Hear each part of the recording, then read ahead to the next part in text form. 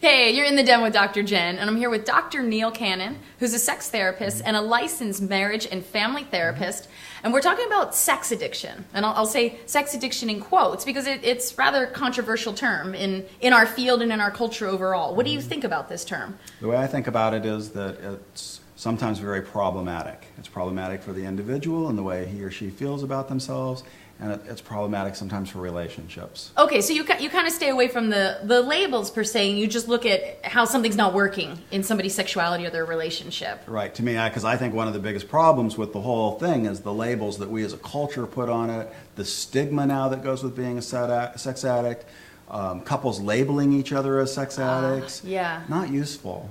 And when somebody acts out, then when that partner goes and tells their family and friends that their husband is a sex addict, right? That's a label that stays with them in that whole family friend network for kind of a long, long time. Yeah. Well, so what specifically type of problematic behavior are folks showing up with that you see? Sure. Well, internet porn and cyber chatting and anything related to the internet's probably the biggest area where there's problems, and it's growing so fast.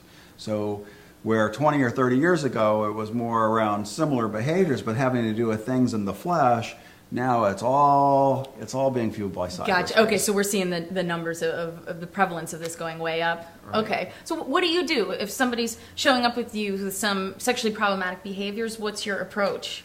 So I look at it two ways. The first part's with the individual that may come in with the problem. Hey, I got a problem with this, I want a little help. But at the end of the day, I really don't have guys that come in and say, I've got a problem. They only come in and they get caught. Okay.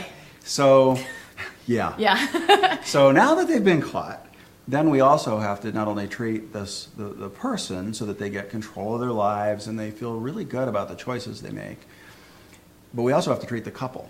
How do we get over the betrayal of trust sometimes?